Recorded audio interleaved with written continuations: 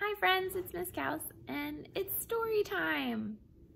Today, we're going to read together a story about someone that I admire, someone that I'm sure you've been hearing a lot about on the news this week, as unfortunately Supreme Court Justice Ruth Bader Ginsberg recently passed away.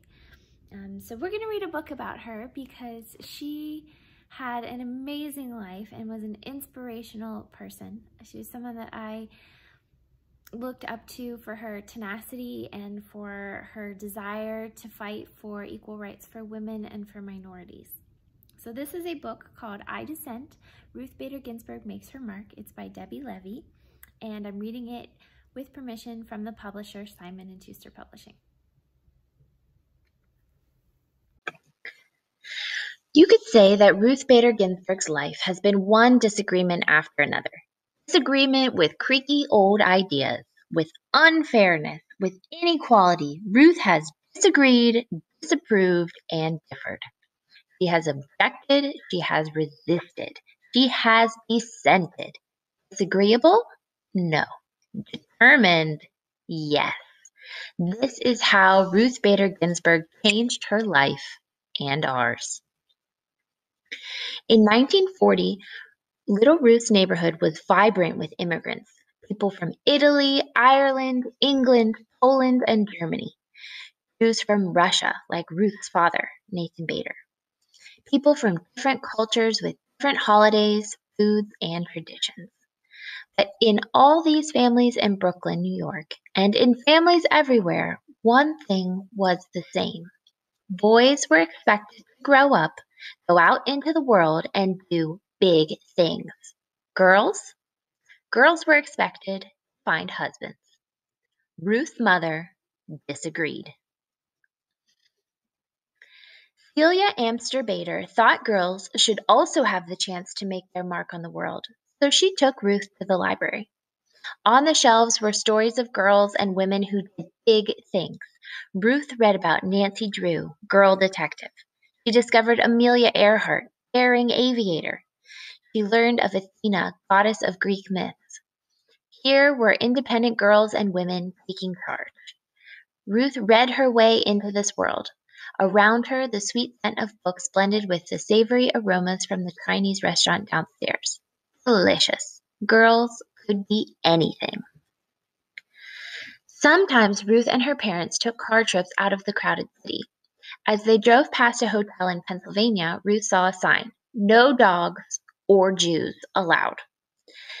This is how it was in those days. Hotels, restaurants, even entire neighborhoods announcing no Jews, no coloreds, no Mexicans, whites only, not welcome, not allowed.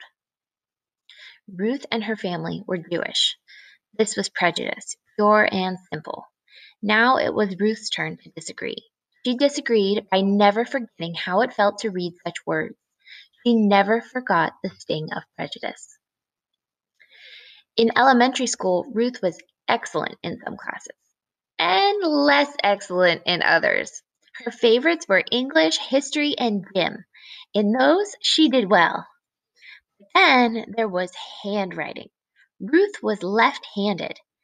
Back then, teachers told left-handers they should try to write with their right hands. Ruth's right-handed penmanship was so bad, she earned a D on her penmanship test. She cried. Then she protested. Ruth protested by writing with her left hand from that day forward, and it turned out she had quite nice handwriting. Ruth also had a little problem with sewing and cooking. These were her least favorite classes, but girls had to take them. Boys took shop, where they worked with saws and other tools. She wanted to take shop. She wanted to handle a saw. She didn't get what she wanted. It may have been unfair to girls and to boys, but Ruth was learning that sometimes life was like that. Ruth loved music. She especially loved opera. In music class, she lifted her voice in song. This time, it was Ruth's music teacher who objected. Gently, Ruth simply could not carry a tune. The teacher asked Ruth not to sing out loud in the chorus. Ruth kept on singing. in the shower, and in her dreams. She continued to adore opera too. By the time Ruth was in high school, friends and teachers knew her as an outstanding student, baton twirler, cello player, and newspaper editor. As graduation approached, Ruth was chosen to make a speech at the ceremony, but she had been keeping a big secret. Her mother was terribly sick. The day before graduation, Celia Bader died. There was no agreeing with this. There was no disagreeing. This simply was. Ruth did not go to her graduation. She did not give her speech. Still, Ruth knew what her mother wanted. 3 months later, she left home to attend college. Not many girls went to college in the 1950s. Ruth made friends, but she also met girls who excluded Jews from their clubs. She met boys who thought girls should be looking for husbands. And then she met Martin Ginsberg. Marty was tall and funny. Ruth was small and serious. Marty could make her laugh. They fell in love and hatched a plan. After college, they would go to law school, both of them. Lawyers, Ruth had learned, could fight unfairness and prejudice in courts. People thought it was a fine idea for Marty to attend law school. They didn't think Ruth should go. A lady lawyer, people disapproved. Ruth disapproved right back. So did Marty. They got married. They went to law school, and they had a baby. Ruth's law class had a total of 9 women and 500 men. Ruth studied nightly and tied for first place in the class. And yet, at graduation time, no one would hire this brilliant new lawyer. Why not? She was a woman. Men didn't want to work with a woman. She was a mother. Men thought a mother wouldn't pay attention to work. She was Jewish. Many people were still prejudiced. 3 strikes against her, but Ruth was not out. She resisted and persisted. Finally, a judge hired her, and she worked like mad for him. After that, one law school hired her, then another. Ruth became one of the few female law professors in the whole country, and she did it with a new baby at home, James. Ruth had disagreed and worked her way into being a lawyer and professor. But around her, other women were excluded from jobs. When they did get jobs, they earned less than men. They were kept out of important roles in courts and government. To make matters worse, the Supreme Court of the United States, the highest court in the land, approved all this. As one Supreme Court justice had written years before, the natural and proper dignity and delicacy which belongs to the female sex evidently unfit it for many of the occupations of civil life. In other words, women and girls were too shy and weak to do big things in the world. Another Supreme Court opinion declared, woman has always been dependent upon man. Ruth really disagreed with this. So Ruth went to court to fight for equal treatment of women. The most important cases went to the Supreme Court. The first time she appeared there, Ruth was so nervous she feared she might be sick. But standing before the 9 Supreme Court justices, Ruth imagined them as her students. She, Professor Ginsberg, needed to teach these students, who were all men, why a person's choices shouldn't be limited just because she was born a girl. Ruth wasn't only fighting for women. When women were excluded from the work world, men were excluded from home life. Why shouldn't a father stay at home to care for his children and cook the meals? Why shouldn't his wife run a business? These were fresh ideas in the 1970s. Ruth did not win every case, but she won enough. With each victory, women, men, and girls, and boys enjoyed a little more equality. Sometimes Ruth and Marty's children received confused looks when they said their mother argued cases in the Supreme Court and their father made the family's dinners. People found this strange. Ruth, Marty, Jane, and James did not concur. They kept on being the type of family they wanted to be. And dinners at the Ginsberg home were delicious. Marty was a successful lawyer, but also a marvelous chef who mastered the art of French cooking. Ruth, her family knew, had mastered the art of a burnt pot roast. Ruth became well known as a lawyer, so well known that President Jimmy Carter chose her to be a judge in Washington, D.C. Then Ruth became known as a first-rate judge, and President Bill Clinton asked her to be a justice on the Supreme Court. Along with the 8 other Supreme Court justices, her job would be to decide the most significant cases and answer the most difficult legal questions in the United States. Ruth agreed. In 1993, Justice Ruth Bader Ginsburg became the first Jewish woman on the nation's highest court. In each case the Supreme Court considers, after hearing from lawyers who argue for each side, the 9 justices take a vote. The side that gets the most votes wins the case. The justices who agree write an opinion to explain the court's rulings. When Justice Ginsburg votes with the winning side, she wears a special lace collar over her robe. But many times, when the Supreme Court announces the decision, Justice Ginsburg disagrees. "I dissent," she says, and she writes her own opinion explaining why. Plus, she wears a different collar, just for dissenting.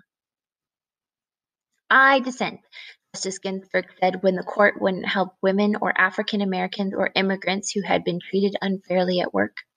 "I dissent," when the court rejected a law meant to protect the right of all citizens to vote, no matter their color. "I dissent," when the court said no to schools that offered African Americans a better chance to go to college. Justice Ginsburg can be very convincing. In one dissent, she explained why the court was wrong to rule against women workers who were fighting to get paid the same as men. Congress and the president agreed with her and passed a law to undo the court's ruling. Justice Ginsburg had disagreed most often with the legal views of Justice Anton Scalia, but they didn't just complain. "I dissent." No, "I dissent." They shared their conflicting ideas. Each pointed out weaknesses in the other's arguments, and after the opinions were written, the 2 justices had fun with each other. They didn't let disagreements about the law get in the way of a long friendship. Justice Ginsburg is now the oldest member of the Supreme Court. Some people have said she should have quit because of her age. Justice Ginsburg begs to differ. She works as hard as ever. She exercises in the gym. She never misses a day in court. She attends the opera, gives speeches, and travels. Many have cheered Justice Ginsburg for her persistence and independence. They've called her a rock star, a queen, a goddess, a hero. Of course, Ruth Bader Ginsburg isn't a rock star, a queen, or a goddess. But to many, she is a hero. She made change happen, and she changed minds. She cleared a path for people to follow in her footsteps. Girls in college, women in law, and everyone who wants to be treated without prejudice. Her voice may not carry a tune, but it sings out for equality. Step by step, she has made a difference. One disagreement after another. So that's the end of our story, my friends. I hope you learned something about Ruth Bader Ginsburg, and maybe you are now also inspired by her and her fight for justice. Stick around if you're interested in learning more. There is an afterword section in the book that I'll read, but if you were just here for the story, then that's the end. So join us again sometime. See you soon. More about Ruth Bader Ginsburg. Not so many years ago, most people believed that women were less capable than men of being leaders, making important decisions, and working in business and government. Women were encouraged to do 3 things: find husbands, have children, and keep house. At the same time, people believed that men were ill-suited to take care of children. This was the world in which Ruth Bader Ginsburg grew up in the 1930s and 40s. These limitations continued into the 1950s and 60s and 70s, although with some changes. More women entered the world of work than they had in earlier times, but in limited roles. A woman could be a teacher or a nurse or an airline attendant. She was far less likely to become a college professor or a doctor or an airline pilot. But there were always some people who bristled at these limitations. The fight for equality had begun decades before, led by people such as Susan B. Anthony, Elizabeth Cady Stanton, Sojourner Truth, and others. And this fight was carried on by Ruth Bader Ginsburg. Ruth was born on March 15, 1933, in Brooklyn, New York. Ruth's father, Nathan Bader, worked in the clothing business, making and selling fur coats and hats. Celia Amster Bader, Ruth's mother, took care of the home and family. With her forward-looking ideas about what girls and women could do, and her love of learning and reading, Celia Bader had a profound influence on Ruth's life. Ruth later called her a woman of tremendous intellect and the bravest and strongest person I have ever known.